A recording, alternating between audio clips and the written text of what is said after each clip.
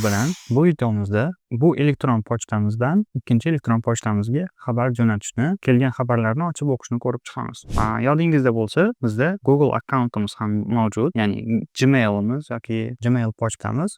Bu pochtamiz mana bu manzil hisoblanadi. Endi keling biz hozir Yandexdan ochgan pochtamizni ham manzilini bilib olamiz. Buning uchun biz eslab qolishimiz kerak bo'lgan narsa bu bizni o'sha mana bu pochta poch7a test yandex.ru. Mana shu bizning elektron pochtamiz hisoblanadi. Endi buni nusxa qilib olishimiz ham mumkin. Kopировать. Ana endi bizni keyingi qiladigan ishimiz bu pochtamizdan, Yandex pochtamizdan Google pochtamizga xabar jo'natishni ko'rib chiqamiz. Buning uchun keling biz hozir siz bilan Gmail pochtamizga kirib olamiz. Ayni vaqtda ko'rib turganingizdek, men gmail.com saytiga kirishim bilanoq meni avtomatik tarzda elektron pochtamning interfeysiga yo'naltirib yubordi. Sababi men ushbu brauzerda mana shu akkauntimga kirib qo'yganman. Oldindan o'shaning uchun saqlanib qoladi. Agar siz kirmagan bo'lsangiz, sizdan login parolni so'rashligi mumkin. Ana endi keling hozir mana bu joydan написать tugmasini bosamiz. Yangi xabar jo'natish uchun. Xo'p, endi mana bu joyda kerakli email adresimizni olamiz. Kopировать. Ana endi buni olganimizdan so'ng кому degan joyiga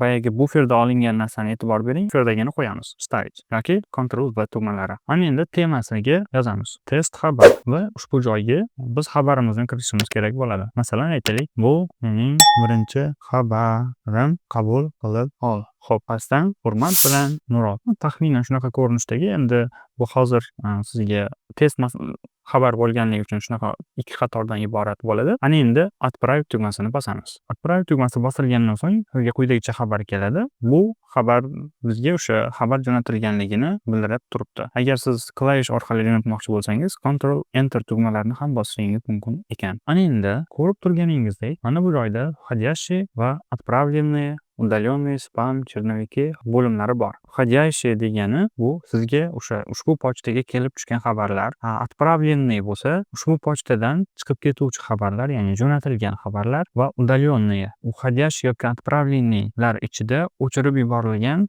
xabarlar shu joyga kelib tushadi. Endi mana bu oxirgi spamimiz bor. Bu spam papkasiga sizni manzilingizga kimlardir rasilka spam qilishadi.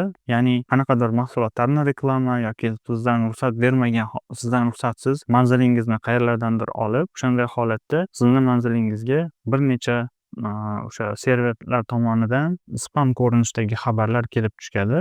Ba'zi holatlardagi oddiy servislar tomonidan ham spam kelib tushishligi mumkin. O'shanday holatda siz spam papkasidan tekshirishingiz ham kerak bo'ladi. Endi keyingi oxirgi narsamiz bu chernoviki. Chernovikida qachonki siz bir xabarni yozdingiz va o'sha xabarni oxirigacha tugallamasdan bir boshqa ishni qilishingiz kerak bo'ladi. O'shanday holatda siz chernovikka saqlab qo'yishingiz o'zi aslida chernovikka saqlanib qoladi. Keling buni sinab ko'ramiz. Написatni bosamiz. Test pochtaga yuboramiz yana, lekin oxiriga yetmagan xabar deb qo'yamiz. Ko'rib turganingizdek mana shu holatda turibdi. Endi крестикni bosamiz. Ko'rib turganingizdek mana chernovik papkasiga boya yozishni boshlagan xabarimiz avtomatik tarzda joylashtirildi. Ya'ni xabaringiz o'chib ketib qolmaydi. Uni chernovikdan topib olishingiz mumkin bo'lar ekan. Ana endi biz boya jo'natgan xabarimiz bor edi. Ya'ni отправление test pochta gmail.com manziliga test xabar yuborganmiz. Именно o'sha manzilimiz, o'sha xabarimiz mana bu joyda e'tibor bering kelgan. Endi biz bu xabarni ochish uchun ustiga bir marta bosamiz. Ko'rib turganingizdek o'sha